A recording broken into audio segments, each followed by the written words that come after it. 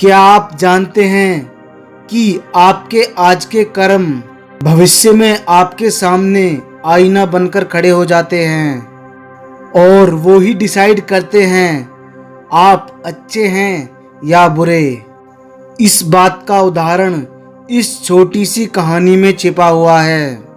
बुद्ध अपने शिष्यों को समझाते हुए कह रहे थे, बुरे कर्मों को छोड़ देने पर भी उसकी बदनामी नहीं मिटाई जा सकती। इसलिए हमें जीवन में कभी भी बुरे कर्म नहीं करने चाहिए। जिस प्रकार ऋषि वाल्मीकि का प्रारंभिक जीवन उनके परिचय में हमेशा वर्णित किया जाता है। ऋषि वाल्मीकि एक महान संत तो थे ही, लेकिन उससे पहले वो एक डाकू थे।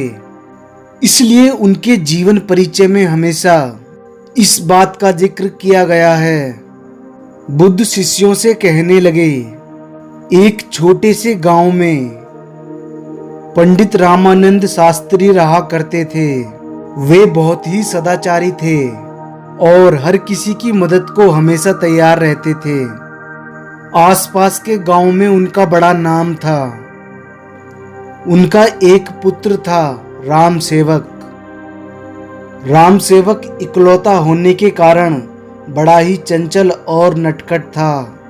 पंडित जी की हार्दिक अभिलाषा थी कि उनका बेटा विद्या प्राप्त करके उन्हीं की तरह सदाचारी बने और पूजा पंडिताई का काम करे। लेकिन पिता की इच्छा के विपरीत लाडला राम सेवक हमेशा शरारतें किया करता था। पंडित रामानंद शास्त्री उसे समझाने का प्रयास करते रहते थे, लेकिन राम सेवक को तो मानो बुरे कामों में मजा आता था। जब पंडित जी राम सेवक को समझाते समझाते हार गए तो उन्होंने उसे समझाना ही छोड़ दिया और एक कार्य अपना लिया। जब भी कोई व्यक्ति उनके पुत्र की शिकायत लेकर उनके पास आता तो पंडित जी अपने घर के मुख्य द्वार पर एक कील गाड़ देते। कुछ ही दिनों में दरवाजा कीलों से भर गया। एक दिन एक अंधा मुसाफिर रोता हुआ पंडित जी के पास आया और पंडित जी के समक्ष आकर खड़ा हो गया। पंडित जी उससे पूछने लगे, क्या हुआ भाई, तुम रो क्यों रहे हो? वो अंधा व्यक्ति कहने लगा, आपके पुत्र राम सेवक ने मेरी लाठी छीन ली और मेरे खाने की पोटली उठाकर कुएं में फेंक दी। ये सुनकर पंडित जी को बड़ा दुख हुआ। उन्होंने दरवाजे की तरफ देखा। उसमें केवल एक आखिरी कील के लिए जगह बची थी। पंडित जी ने अंधे मुसाफिर से माफी मांगकर उसे वहां से रवाना किया और कील हथौड़ा लेकर दरवाजे पर उन्होंने जैसे ही कील ठोकनी शुरू की, उसी समय राम सेवक वहां आ पहुंचा। उसने पिता से पूछा, पिताजी आप यह क्या कर रहे हैं? पंडित जी उदास मन से बोल उठे, बेटा मैं तेरे किए गए दुष्कर्मों की गिनती गिन रहा हूं। राम सेवक आश्चर्य से दरवाजे पर लगी कीलों को देखने लगा और फिर पूछने लगा, क्या दरवाजे पर लगी सभी कीलें मेरे कारण लगी हैं? इस पर पंडित जी और दुखी होकर बोले, हाँ मेरे नालायक बेटे, ये सभी कीलें तुम्हारे द्वारा किए गए दुष्कर्मों की सूचक हैं। पंडित जी ने राम सेवक को फिर समझाया, देखो बेटा, बुरे कर्मों को छोड़कर परोपकार और सत्कर्म करो, ज्ञान और विद्या प्राप्त करो, अभी भी अवसर है। नहीं तो बचा हुआ जीवन पश्चाताप में गुजर जाएगा। यह सुनकर राम सेवक उदास हो गया।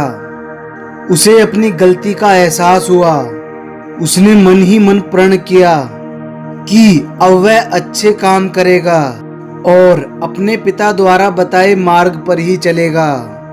धीरे धीरे उसके व्यवहार में बदलाव आना शुरू हो गया और उसने लोगों को सताना बंद कर दिया।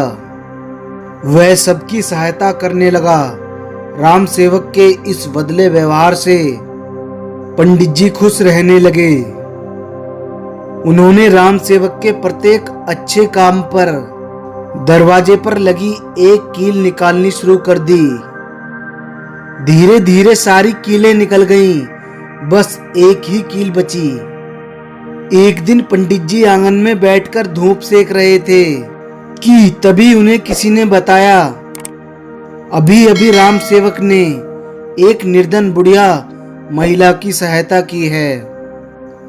इस सूचना पर प्रसन्न होकर पंडित जी ने जैसे ही अंतिम कील निकाली, उसी वक्त राम सेवक वहां आ पहुंचा। राम सेवक कभी अपने पिता को देखता तो कभी दरवाजे को। उसने कहा, पिताजी कील तो सारी निकल गईं, पर उनके निशान दरवाजे पर सदा के लिए रह गए। पंडित जी कहने लगे, हाँ बेटा राम सेवक, आज चाहे हम कितने ही अच्छे काम कर लें, लेकिन हमारे अतीत के बुरे कर्मों के निशान जीवन भर हमारे साथ रहते हैं। इसी प्रकार हमारे कार्यों पर डिपेंड करता है हमारा भविष्य।